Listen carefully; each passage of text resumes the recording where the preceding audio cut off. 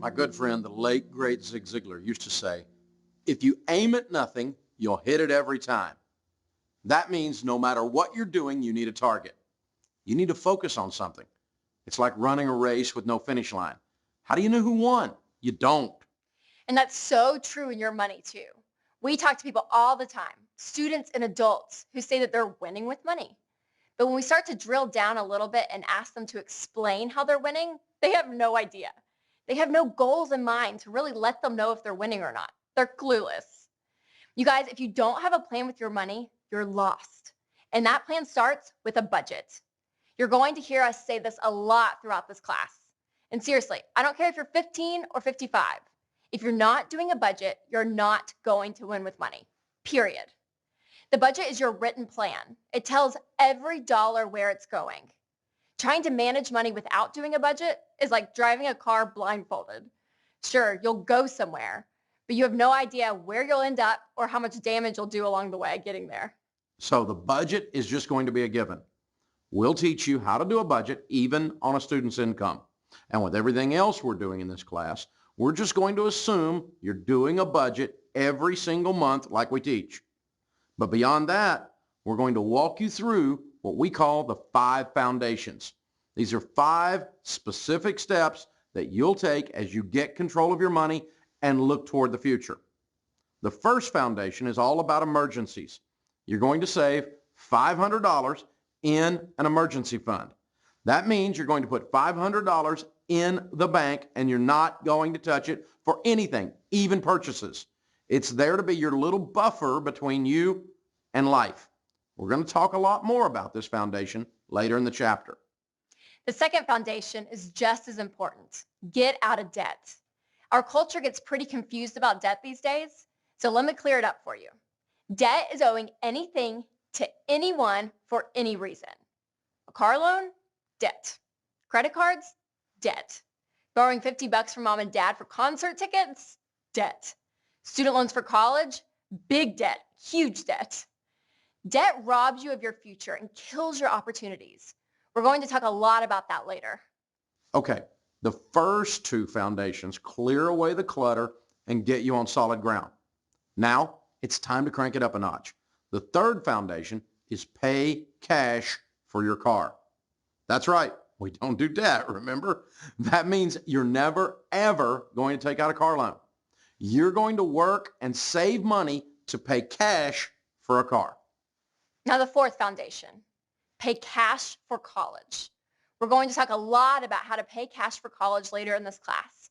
But for now, I want you to understand that student loans are not your friends. They will be an anchor around your neck for decades if you play this game. The 5th foundation is my favorite, and it's definitely the most fun. Build wealth and give a lot of it away. We'll talk about investments later in the course, and trust me, anyone can become a millionaire in this country. Don't let the talking heads on the news or your whiny, broke neighbor convince you otherwise. If you do the stuff we teach you, you will build wealth. And do you know what the most fun you can have with money is? It's giving it away to help someone. And I'm not talking about the government coming in and taking your money and giving it to other people. I'm talking about you making your own decisions about how you can help other people. If your generation actually took control of their money and built wealth and understood how amazing it is to really help people through giving wisely, then the world will become a much better place. So that's the 5 foundations. Number 1, save for a $500 emergency fund. Number 2, get out of debt. Number 3, pay cash for your car. Number 4, pay cash for college. And number 5, build wealth and give. That's the framework of your financial journey. And we'll keep coming back to these 5 things throughout this class. These foundations will become your measuring stick to see whether or not you're really winning with money.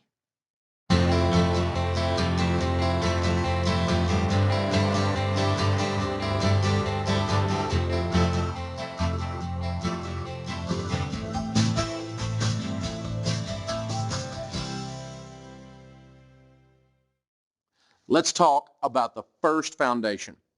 Remember, the first foundation is to save $500 in an emergency fund. Okay, so what's that mean? What is an emergency? Well, when you're in high school, you aren't going to have the same kind of emergencies as your parents. You're probably not going to have to worry about replacing the roof on your house or paying medical bills. But you may have to deal with a flat tire sometime, or you could drop your cell phone in the toilet. What? Well, people do it. When that happens, you need to have money on hand to cover the unexpected emergencies.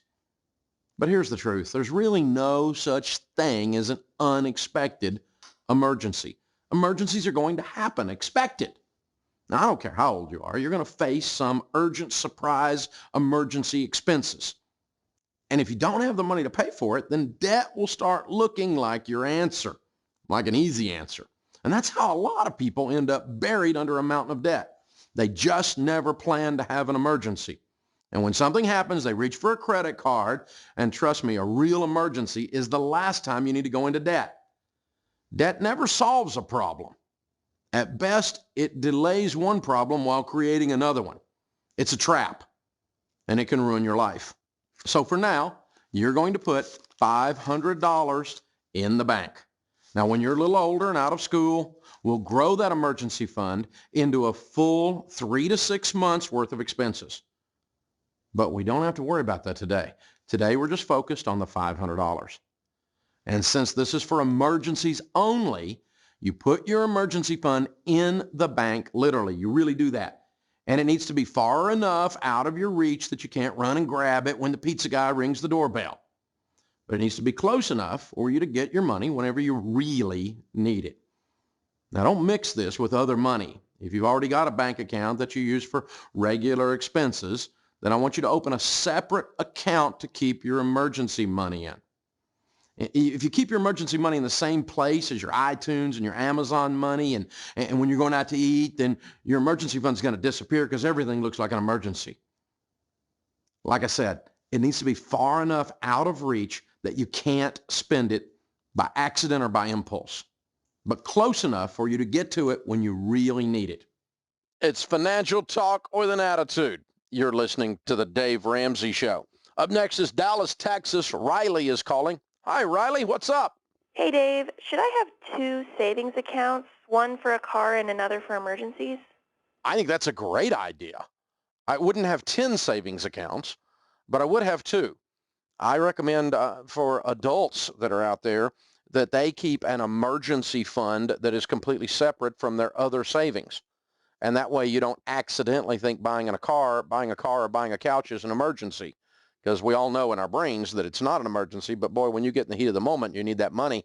Woo, it's real easy to use it. So, yeah, I always tell people to keep their emergency fund separate from their other savings.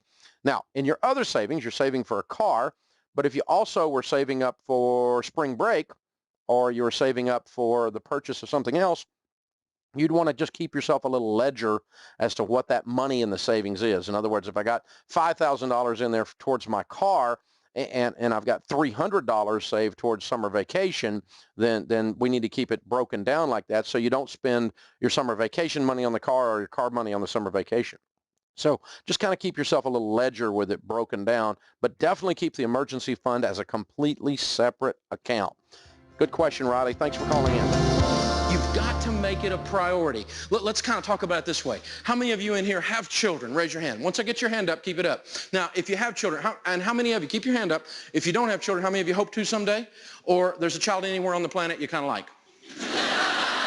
Okay, now that's just about everybody, right? So stay with me here. Now, you can put your hands down, but let's pretend for a second that a disease had broken out. That would be awful. And there was a vaccine that was needed to save the life of your child.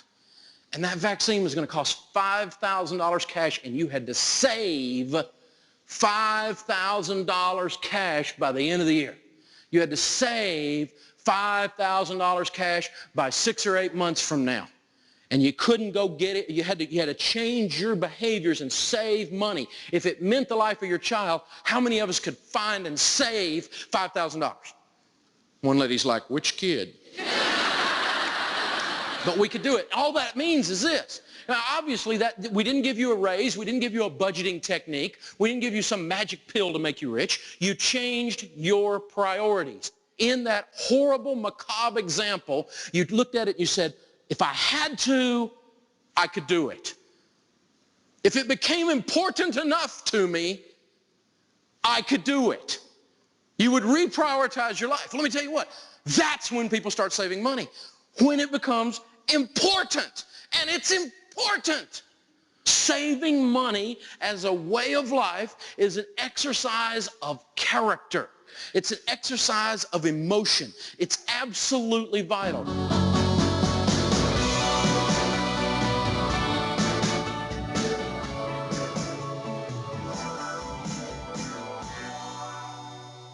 Saving money is about emotion, and it's about contentment.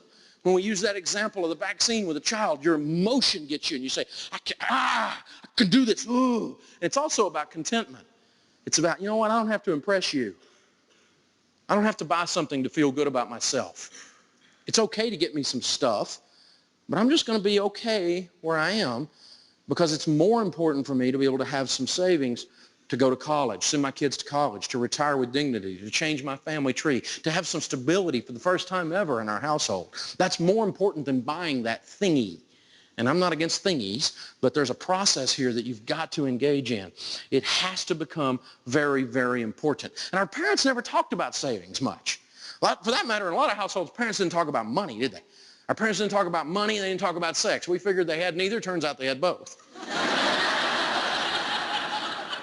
And so we got to talk about this out loud. We got to say savings matters. You know, according to the Employee Benefit Research Institute, 58% of American workers have never even calculated what it'll take for them to retire with dignity. And 59% said they hope to have a standard of living equal or better to their working years. Now listen to this. 58% have never run a calculator or look at it, but 59% have hope of being better. What kind of stupidity is that? That's total disconnect in the way we're looking at money, in the way we're handling money. It doesn't work. Well, if I save money and I do the stuff you teach, I'm going to become rich and evil. And if I have money, I'll be an evil rich person. Yeah. There's a plan. But haven't we gotten this disconnect going there, seriously, where we think that everybody that's got money is evil or something? Sometimes we watch too much TV, I think. You know, the truth about money is that money is amoral. That means it doesn't have morals. It's not good and it's not bad. It doesn't make decisions. It functions based on what you or I do with it when we touch it. When we put it in the hands of a human is when we see it change. Now, it's kind of like this brick. This brick is amoral. I can take this brick and throw it through a plate glass window. Or I can take this brick and build a hospital or a home for unwed mothers. I can take this brick and build a clinic in a neighborhood that doesn't have one. The brick doesn't care. It's just a brick, but when you put it in the hands of a human, it starts taking on life, and then we say, oh, that guy's got a bunch of bricks, he must be evil. Or that one has no bricks, he must be good. And we start making these judgments, it's just a brick. Let me tell you, I have met rich people who are total greedy jerks. Have you? Say yes. Yes. I have met poor people that are total greedy jerks. Have you? Yes. I've met poor people that are some of the most godly people on the planet, haven't you? Yes. I've met some rich people that are absolutely incredible human beings and do all kinds of cool things with their wealth and are some of the most godly people on the planet, haven't you? Yes. You see, it's not the money, is it? If you're a jerk and you've got bricks, or you're a jerk and you haven't got bricks, you're still a jerk. Money is amoral. You're not bad because you've got some. You're not good because you don't. It doesn't work that way.